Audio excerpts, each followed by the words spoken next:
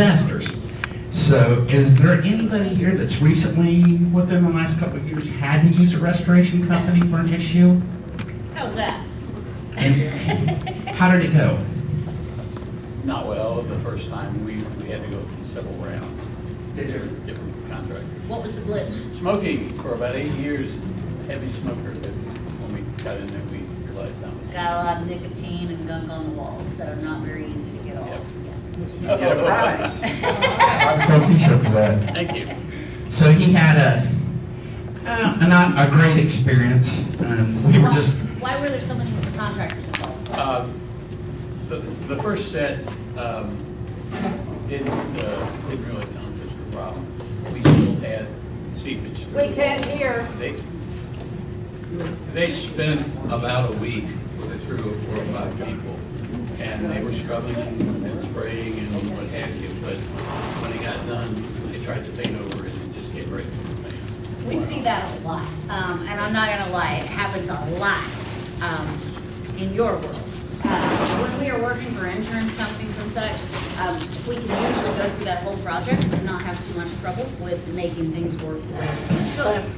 When buyers are trying to buy a home and you are trying to sell a home, and we have to do the whole disclosure and all of that kind of good stuff, that's when it can get a little complicated. Because a lot of contractors, they want your business and they will go in and they will simply throw some kills on the wall, do this, do that, and say, you are good to go. That is wrong. You cannot do that. People want to put bleach on mold. Bad, bad, bad idea. It just angers it. It brings it back. It makes it, it's like a bacteria that an antibiotic doesn't work for any longer, okay? It's like a super bug. It comes back because people don't finish the medication. It's the same with mold. You use bleach on it, and it just decides to walk back in the door. Like, look at me, I'm bigger, I'm badder. Now you got a bigger mess. So restoration companies are important in that arena. so most restoration companies will offer a 24/7 service. You should expect a call promptly within minutes to maybe an hour of your initial call, and it's really important. Your job will be entered into a database, and the technician will be dispatched and will reach out to you as ASAP. Depending on the situation, the event, the time is of most essence. Securing the property for safety is extremely important. This process is sometimes overlooked. Structural damage, harmful toxic fumes, live electricity are just some of the dangers. A restoration professional could help you determine an action plan before starting the process of cleanup. Working with local agencies such as fire departments, insurance companies, as well as keeping the owner and management of the properties are the utmost importance. Had a situation with an apartment complex. We didn't do any business with them and had never done any business with them, but I had stopped in hours after they had had a pretty good sized fire. Single unit apartment complex. Got there, the fire marshal was still there. He was pulling out left and went down the street. Within a few minutes after that, she had a couple of her maintenance guys in there, unprotected. They did not have face masks on. They didn't have any breathing apparatuses, and they're carrying out couches and furniture and stuff like that. Minutes later, I was down the street and actually ran into the fire marshal at a church that I stopped in to talk to. And I mentioned to him, I said, did you go in there without respirators? He goes, absolutely not. I never would go in there without that. And she had the maintenance guys in there already cleaning that up without any protection. So it can get really toxic. Yeah, there's a huge correlation between any kind of smoke, fire damage, and cancer. Feel free to look that up. That is real, that is honest. The fire departments, you know, there is a lot of that out there. So if you guys are ever involved in anything like that, don't walk in the door. Call us. We'll bring you Tyvek suits. We'll bring you gloves. We'll bring you a face mask. Okay? We will do everything we can do, but you guys have to protect yourselves. And if you are supposed to go into a home to look at damage, or you have a friend or a family, don't walk in the door and tell those people, don't walk in the door. It is nasty stuff, okay? You got burnt plastic, you got asbestos, you got shingles, there's glue. there is so much junk laying around that house that you just need to steer clear of it. So I got another prize here. I got hats or t-shirts. And whoever comes closest on this is just a U.S. Fire Administration stats. The average multifamily residential fires that were reported to fire departments. Anybody have a guess? And that's nationwide. The average was taken, I believe, over a couple years period of time. They didn't really specifically say it, but if you come up with a guess, I want to see if you can get close enough. 6%? 6%? No, it's in units. So it's say like 100 units, but it's a lot more than that. Let's say it's in the 100,000s. Let me give you that real quick. 125,000. That's close. 300,000. 300? That's a little high. Wow. 262. You win the shirt? It's 106,700 units. That's a lot. Local fire departments respond to an average of 4,300 fires in buildings that were under construction or renovation. This resulted in $376 million in direct property damage. We're only talking about fire. We're not talking about floods or water damage or storm damage. That's a whole other thing. Usually the causes, 83% of fires were due to cooking equipment. Electrical fires are about 20%. Washers and dryers, 6%. Smoking, 15%, and intentional arsenals, like 20%. So those are just things to keep in the back of your mind about that kind of stuff. I'm gonna get her shirt if you want to go on about mold. Oh, you know what? I think we've only got a few minutes here, so I am just going to open it up to questions. What do people want to know? Has anybody ever been through any of this mess and something didn't sound great? Do you have a question about anything? Mold, water, biohazard? Yes. I'm actually thinking of the wholesaling side of it. How long should you wait to go into a burn without a restoration? No, not until a restoration comes. Please repeat the question so people can. So long as someone can go in and demo it, you're probably gonna need to demo a lot of that out, but you better protect yourself. They couldn't hear you. Everything. Sorry. The question was, from a wholesaler's perspective, how long should you wait before you go into a unit that's been affected by fire damage? And like I said, those toxins are there until they aren't. And so you have to get rid of them, and that's fine, but you have to protect yourself. You probably get the all clear too a lot of times. The local fire agency, they're not going to let you come in anyway. They're going to say you stay away. Which just had a huge one, just a month or so ago, 2 months ago in Centerville, and they actually made a demo 2 of the 3 buildings that within day. 24 hours. I mean, that's how bad they were. They wouldn't let anybody through it. They put the fence up, put the rope around it, and that was it. So it can get pretty tricky. Yep, for sure. My notes back. One of the things that when I talked to Marcia about us coming in and kind of filling you guys in a little bit about the restoration sides, and she kind of perked up is talking a little bit about the insurance, and Dana was talking about that a little bit, and navigating a claim process. Super important. Document the damage, take photos and videos of the damage, and this will help support your claim. Contact your insurance provider ASAP. Restoration companies may be able to help in this process. Provide documentation, including photos, evidence of the cause, estimates and remediation, and other additional information.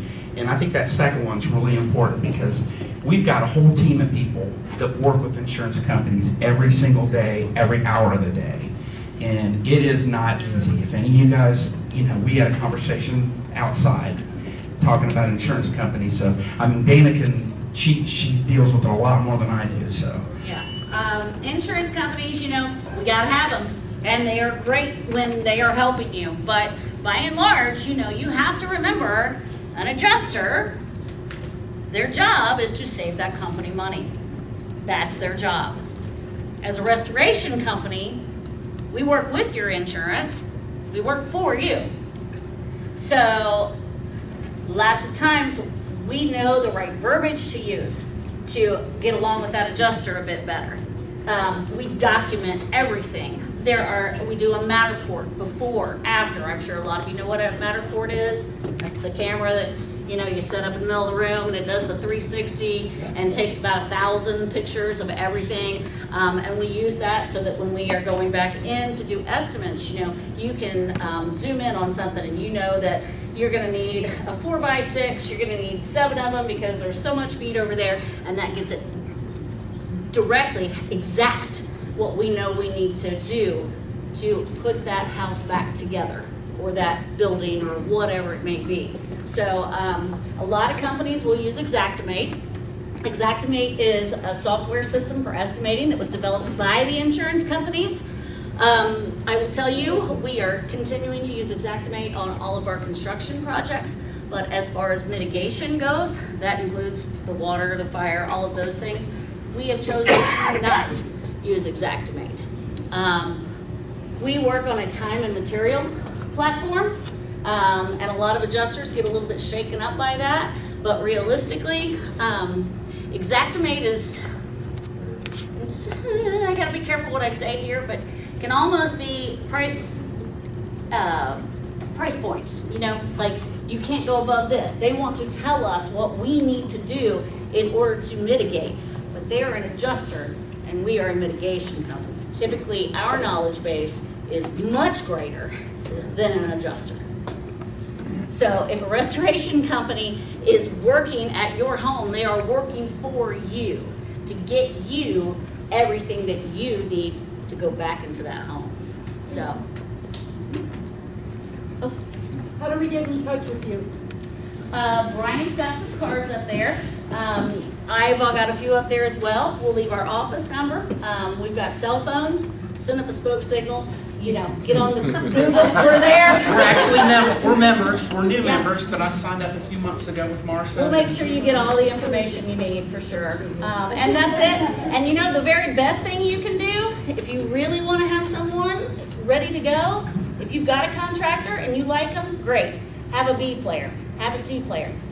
Put his number or our number in your phone tonight.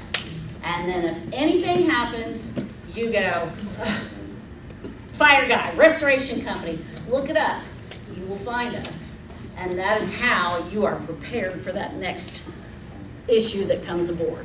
We may not be your first, we may not be your second, but put us in your phone. That way you're not finagling with any other searches or Facebook referrals or the whole mess. Having a dig and fun. We know, I don't know if any of you guys dealt with it, but over Christmas, I've only been doing this for 2 years, David's been doing it for 12, I think.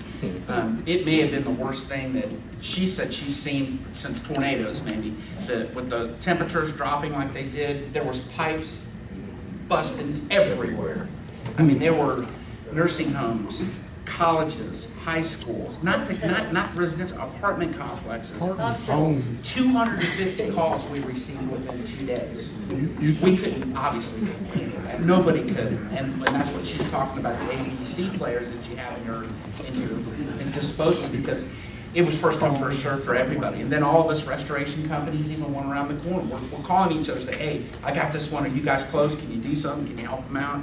You know, we're getting calls with 6 inches of water in the nursing homes, you know, flooding their thing, and they've got people living there. You know, so it was crazy. And we are very structured for very, very large commercial loss as well. So residential is our daily, but we have a lot of equipment, we have a lot of knowledge. I would put our team up against anybody in the state of Ohio. Plus, we're not a We're franchise. independent, we're not a franchise. That doesn't mean that we don't come with wrinkles now and then, but we're very good at ironing them out. Customer service is part of our culture. So, if you need us, call us. Appreciate you guys having us. One more thing,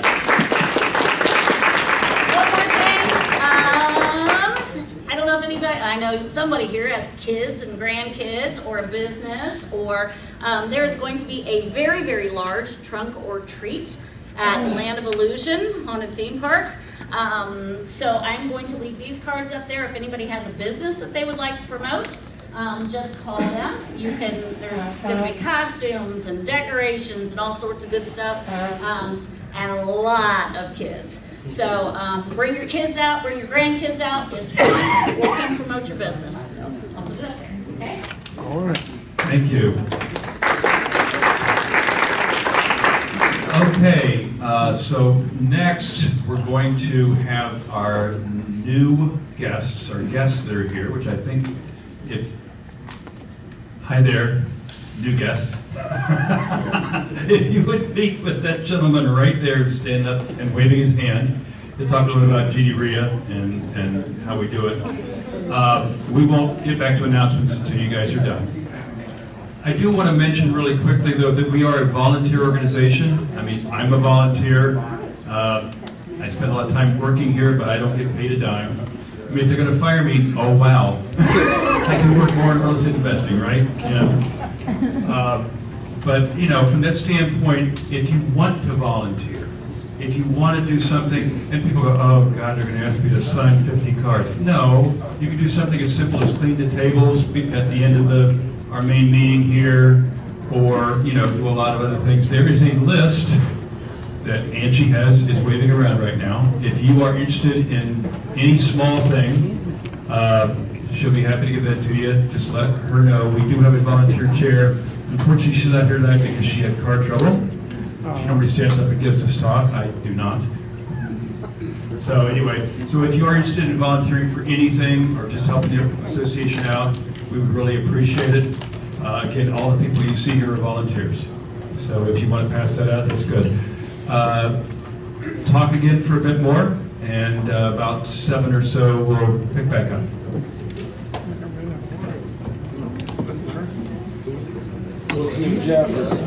Just get up and talk to each other, meet people that you don't know.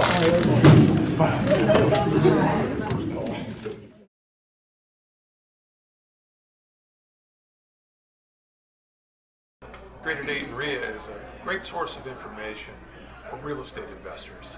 You can learn what you need to do to succeed. You can learn the different opportunities that there are in the marketplace, and you can meet a lot of people that know about this from their own experience. It's a fantastic organization because you can network with more seasoned investors. You meet all kinds of different vendors each time. Insurance companies, title companies, there's always a different group of people here. And even though I've been involved in real estate since '99, every time I come to a meeting I learn something different. You could also find contractors here. It's just a really great way to network. The benefits that I've gotten from GD-RIA over the years is being able to tap into a pool of knowledge from experienced investors, experienced speakers that allow me to overcome any obstacles I might have from what I'm not familiar with. GD-RIA, we learned that this is a team sport, and being a landlord requires quite a few people to help. In GD-RIA, we found our accountant, attorney, property manager, realtor who furnishes the leads of the properties, and I believe the appraisers. GD-RIA in 2010 to invest.